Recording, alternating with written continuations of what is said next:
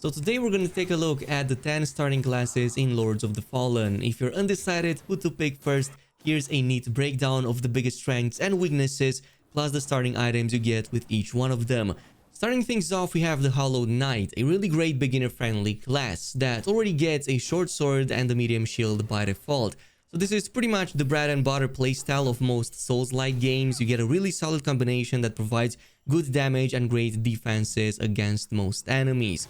You also start with level 10 and by far the highest number of points into endurance, 15 by default. So the increase in stamina pretty much lets you almost spam attacks early on and still have enough juice left to block or dodge almost any incoming attack.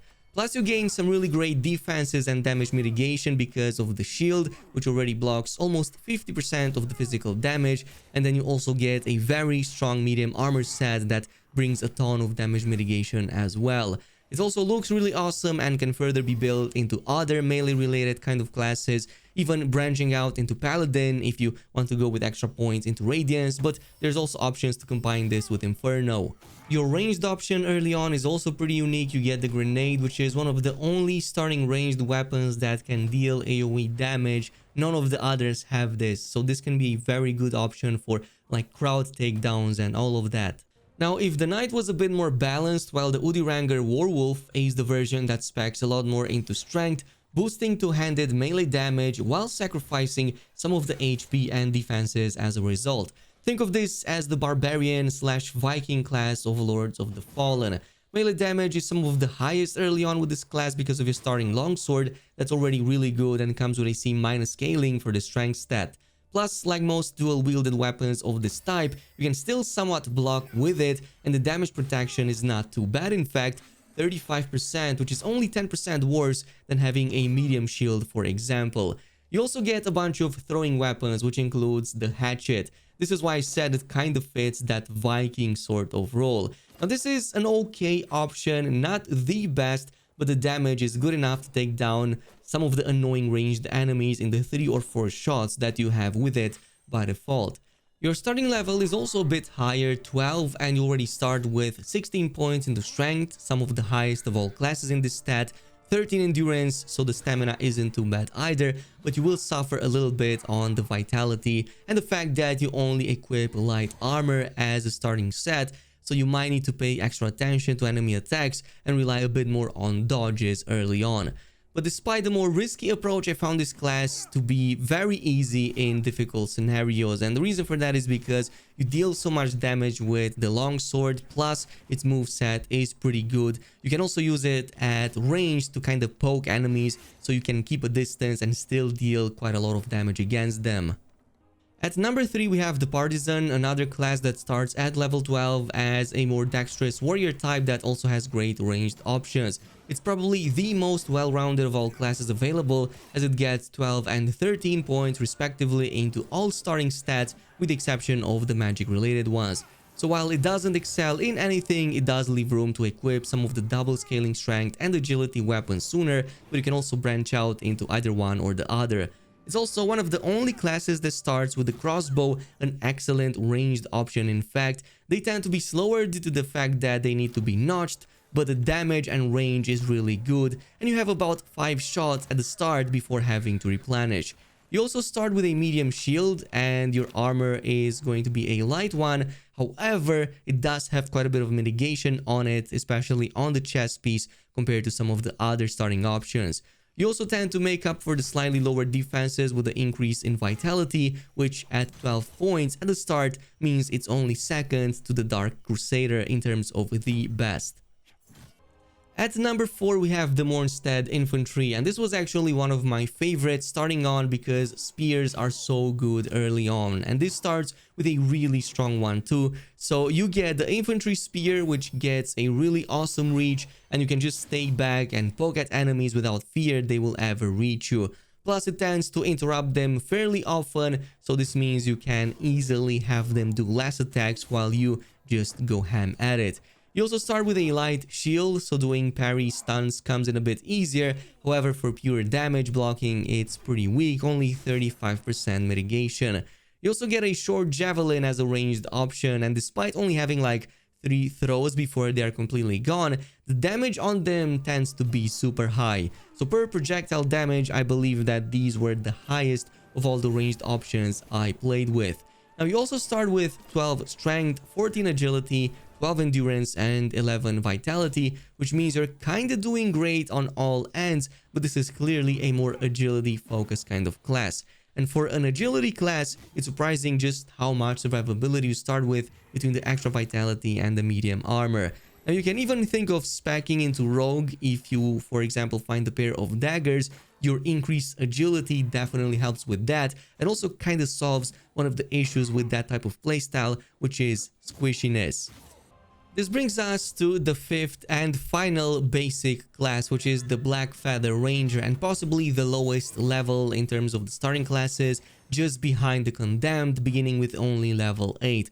However, I guess that's a way to balance out the fact that bows, which this class definitely starts with, are so damn strong in Lords of the Fallen, possibly the strongest ranged option, at least early on.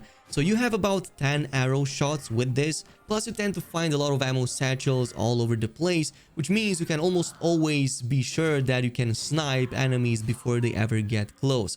It's also doable on bosses, though like in every ranged situation, you do need to keep an eye out for any surprise attacks, as it does take a bit to pull out an arrow and then shoot it. Now you also start with a really good Ranger Axe plus a light shield, but the light shield can be replaced with better options from quite early. I found axes to be great at stunning on heavy attacks and still deal really good damage when only one hand wielding. Now this is a fast brutal weapon that just works really great. Despite its limited range, it's one of the best I personally found and works great with almost any type of playstyle. Now you will, however, be slightly squishier than other classes, which means early on you're kind of prone to dying a bit more, but if you pay attention and keep an eye out, you can definitely use dodge and take down enemies with the bow, like I said, before they get a chance to reach you. Now from this point on, we have the advanced classes, including 3 ones that are a bit more difficult to play. However, don't let that fool you, some of them might actually be greater for beginners than some of the existing options. So at number 6, we have one that's quite the opposite of that. It requires quite a bit of knowledge to play with, but it is extremely fun, and that is the Exiled Stalker. So this is your pure assassin class starting at level 10. This favors pure dexterity, fast moves, and swift attacks at the cost of little to no defenses. You begin with 16 points into agility and only 11 in endurance and vitality. However, the skill gap on the Exalted Stalker is much higher than the other classes, but it is extremely fun to play with. Especially with the dual daggers that you get by default, these are extremely strong. Combined with the fact that weapon imbues in general are so OP in this game, you can, for example, use the poison salts that you already get by default, which lets you apply poison buildup, so you can then just take a look at the enemies, how they melt in front of you. DPS wise, I believe that this is possibly the highest of all classes, at least early on. Now you also get the lacerating throwing knife, which can apply bleeding. I won't say bleeding is as OP as it is in Elden Ring, but I definitely found it to be one of the strongest status effects that I played with. The downside is obviously the fact that you need to rely quite a bit on dodge, at least until you get maybe other ways to defend. This class requires advanced knowledge of enemies' attacks and patterns, so I recommend it after a playthrough or at least half of one until you get accustomed with the way the game plays. So if you're going to continue with this playstyle, you will want more endurance eventually to supplement your stamina and maybe some vitality once you're good enough on agility. Now the next one is the Orian Preacher, also the class that I mained. You guys already know I like playing paladins. Well, this kind of starts more of a cleric, but you can immediately get him a medium armor, a shield, a few points here and there, and there are some really OP holy items quite early on that you can grab to pretty much make the build complete. So this starts with 18 into Radiance, insanely high in my opinion, but it's especially needed as we get access to the Radiant Flare and the Radiant Catalyst. So this is an extremely OP combo. As I've said, spellcasting in this game is very strong, on the same scale as Elden Ring almost. So this is going to help you a ton since you have really large mana pools, spam against enemies from afar, and when needed, just take everybody down before they get a chance to reach you. But you also gain very strong melee options too. So you have the Preacher Hammer by default, which scales both with strength and radiance, dealing physical as well as holy damage. So if there's any enemy resistances, you have both of these options available. Plus, this thing hits super hard in dual wield mode and even stuns enemies very easily. Obviously, you can also go with shield and equip this into only one hand. In that case, it's not too slow but still deals very good damage. The only downside of this class is that it starts with very low endurance and vitality, plus the light armor makes you kinda squishy early on, but if you can bypass that and just use your spellcasting early on, you can easily overcome any obstacle. This brings us to number 8, the next pure spellcaster early on, the Pyric Cultist. So this is a fire mage variant of the Preacher, but instead starts with points into Inferno rather than Radiance.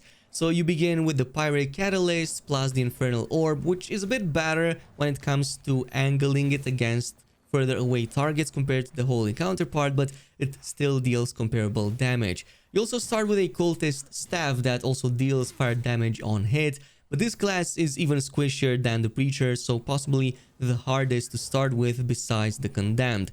Plus, I'm not a big fan of the Staff moveset as it tends to be slow and just leaves an already low defense class very exposed to big attacks. That is why, luckily, there are some early on options to kind of switch to. There's an early on axe that scales both with Inferno and with Strength, so you can totally use that instead. And this is also going to, by the way, set enemies on fire. 3 or 4 attacks, give or take, this is going to set the enemy on fire, and it tends to apply a really good damage over time effect. But just like in the case of the other classes, you also start with some mana stone to replenish your mana. So I found that mana stones actually drop very abundantly from most levels, so you will always have at least a few in your inventory to pop up, regenerate mana, and continue to use your spellcasting abilities. Moving on to number 9, we have the Condemned. This is the Wretch variant of this game. It starts at level 1 and only gets 9 points into all of its stats, but your starting weapons also include a bucket and some throwing rocks. They might fool you into thinking they look flimsy, however, this brings you the coolest attack in the game, which is the dropkick. So I'm more than willing to sacrifice being OP early on to just looking very, very cool. And finally, this brings us to number 10, the Dark Crusader. The reason I left this for last is because it's mostly reserved to those who pre-ordered Lords of the Fallen. So if you did not do that, you might not get access to it. But this begins with the highest possible level of all the classes, 14, and it's a bit like a Hallowed Knight, but with a few extra points available, especially into Vitality. Also, it comes with the Paladin related gear and armor, so if you do pre-order and want to play with a Paladin from the start, then this is like the best fit early on if you're thinking of just like melee, but really either Knight or Preacher can be evolved into this too eventually. And this concludes today's video. Totally let me know down below in the comments what's going to be your starting class. I really want to see what most of you are going with. In the meantime, totally stick around by subscribing and also activating that notification bell. There's going to be a lot more content with this game on the channel, including guides and early gameplay. Definitely stay tuned, and I'll see you guys in the next video.